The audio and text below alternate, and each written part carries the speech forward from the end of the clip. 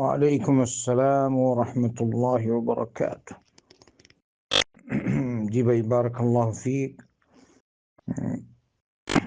বার্ষিক দিবস পালন করা বছরের শুরুতে যেটা প্রচলিত, এটা হলো বিজাতীয়দের অনুসরণ। দিন পালন করা প্রতি বছর এরকম করতে হবে, বছরের শুরুতে এরকম করি। আবার আপনি বলছেন মোমবাতি জ্বালিয়ে কেক কাটে, এটা স্পষ্ট ওদের অনুসরণ। আল্লাহ রাসূল সাল্লাল্লাহু আলাইহি ওয়াসাল্লাম বলেছেন, মান তাশাব্বাহা বিকওমিন ফাহুয়া মিনহুম, যে যাদের সাদৃশ্য অবলম্বন করে সে তাদেরই একজন।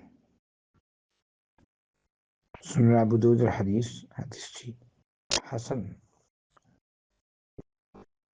এই হাদিসকে সামনে রেখে ইহুদি নাসারাদের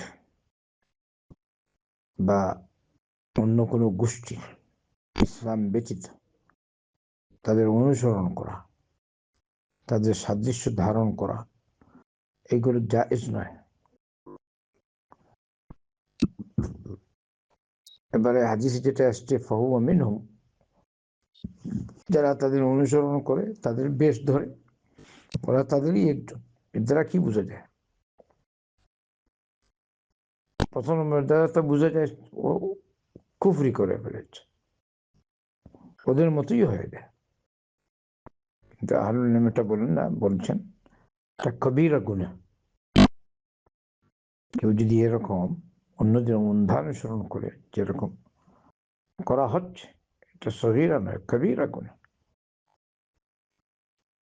আল্লাহ পাক আপনাকে বলেছেন,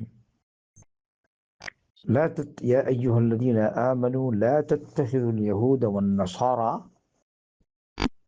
আউলিয়া।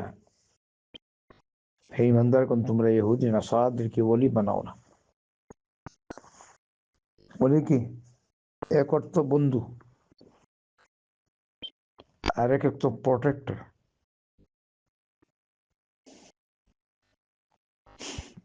ওরা তোমাদের অভিভাবক, এরকম বানাবে না তোমরা।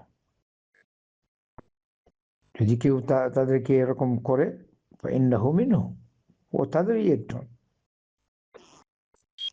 অতএব মুসলমান আমরা যেন এরকম না করি, আল্লাহ নাফরমানিতে যে লিপ্ত না হই, আমরা রব্বুল আলামিনকে সবসময় স্মরণ করব,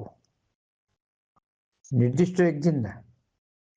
মুহাম্মদ রাসূলুল্লাহ সাল্লাল্লাহু আলাইহি ওয়াসাল্লামকে তার রব বলেছেন, ওয়াবুদ রাব্বাকা হাত্তা ইয়াতিয়াকাল ইয়াকিন। হে নবী মুহাম্মদ সাল্লাল্লাহু আলাইহি ওয়াসাল্লাম, তুমি তোমার রবের ইবাদত করো মওত পর্যন্ত। তো আল্লাহ রাসূল সাল্লাল্লাহু আলাইহি ওয়াসাল্লাম মওত পর্যন্ত ইবাদত করেছেন, আল্লাহর নাম নিয়েছেন, সুবহানাল্লাহ, আল্লাহর ইবাদত করেছেন। আমরা আল্লাহর ইবাদত সেরকমই করি আর করবো ইনশাআল্লাহ। আল্লাহ সাবিত রাখুন, প্রত্যেক মুসলমানকে আমরা দেখি মওত পর্যন্ত ইবাদত করে। এটা কোনো নির্দিষ্ট সময়ের জন্য না। হ্যাঁ, বার্ষিক দুটি দিবস আছে মুসলমানদের কাছে, একটা ঈদুল ফিতর আর একটা ঈদুল আযহা। দিবস পালন করে এই দুইটা। আর একটা হলো সাপ্তাহিক ঈদ, যেটা হচ্ছে ইয়াউমুল জুমা। নির্দিষ্ট পরিসরে নিয়মতান্ত্রিক শরীয়তের বিধান মোতাবেক আপনি ঈদ মানাবেন।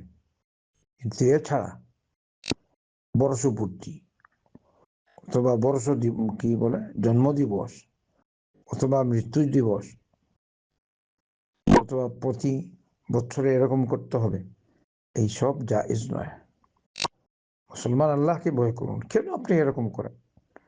আপনি বলুন তো, আল্লাহ রাসূল সাল্লাল্লাহু আলাইহি ওয়াসাল্লাম কি এরকম কোনো দিবস পালন করেছেন?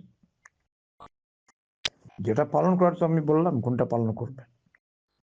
নবী করিম সাল্লাল্লাহু আলাইহি ওয়াসাল্লাম তার নিজের কি জন্মদিবস কখনো পালন করেছেন?